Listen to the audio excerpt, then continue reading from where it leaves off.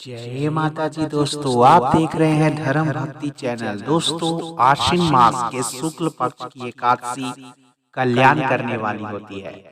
ऐसा माना जाता है कि इस दिन भगवान विष्णु का व्रत और पूजा करने से जीवन में वैभव की प्राप्ति होती है। इतना ही नहीं दोस्तों, इस दिन की व्रत करने से और व्रत का कथा सुनने से सभी मनोकामनाएं पूर्ण होती है और घर में पैसों की बढ़ोतरी होती है। इस एकादशी को पापा कुंसा एकादशी के नाम से जाना जाता है, जो कि आज दिनांक 16 अक्टूबर शनिवार के दिन पड़ रही है।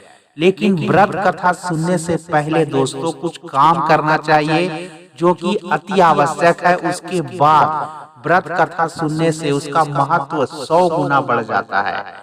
मित्रों, ऐसा कहा जाता है कि एकादशी का व्रत द्वादश तिथि के शाम सूर्यास्त के बाद शुरू हो जाता है। इसलिए सूर्यास्त के बाद से इस व्रत का जो नियम है वो चालू हो जाते हैं और एकादशी के अगले दिन सूर्योदय के बाद व्रत का पारण होता है। इस दिन व्रत कथा पढ़ने का इतना महत्व है दोस्तों कि इसको व्रत कथा सुनने से व्यक्ति की सारी इच्छाएं मनोकामनाएं पूर्ण होती है। तो आइए जानते हैं दोस्तों व्रत कथा और पापा कुंसा व्रत कथा के बारे में।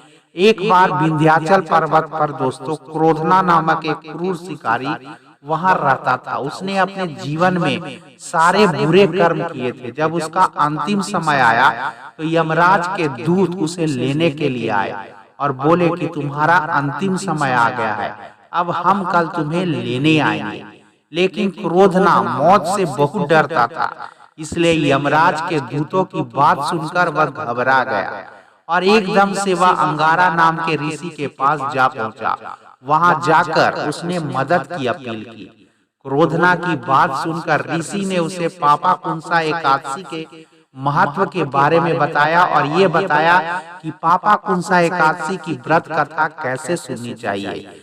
दोस्तों, पापा कुंसा एकादशी व्रत कथा सुनने से पहले विष्णु और लक्ष्मी की प्रतिमा का अभिषेक केसर युक्त दूध से करना चाहिए। उसके बाद ओम नमः भगवते वासुदेवाय मंत्र का मन ही मन मानसिक जाप करने के बाद दोस्तों पीले पुष्प का भगवान विष्णु पर चढ़ाना चाहिए। साथ ही किसी गरीब ब्राह्मण को वस्त्र और हल्दी का दान करने के बाद कथा का श्रवण करना चाहिए।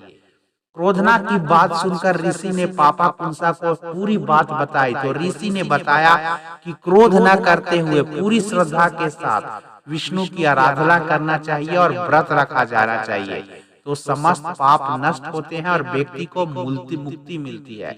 साथ ही उसकी समस्त मनोवांछित इच्छाएं पूर्ति होती है। क्रोधना ने ऋषि के अनुसार व्रत रखा और अपने सारे पापों से छुटकारा पा लिया और व्रत रखने से वे अंत में विष्णु लोक परम धाम को प्राप्त हुआ। तो दोस्तों, आज आपने इस वीडियो में जाना पापा कुंसा एकादशी व्रत करने से और व्रत कथा सुनने से पहले क्या ध्यान रखना चाहिए। उम्मीद है आज की ये जानकारी आपको पसंद आई होगी, तो चैनल को एक लाइक, शेयर और सब्सक्राइब करें। मिलते हैं एक फिर से खास वीडियो के साथ, तब तक के लिए धन्यवाद।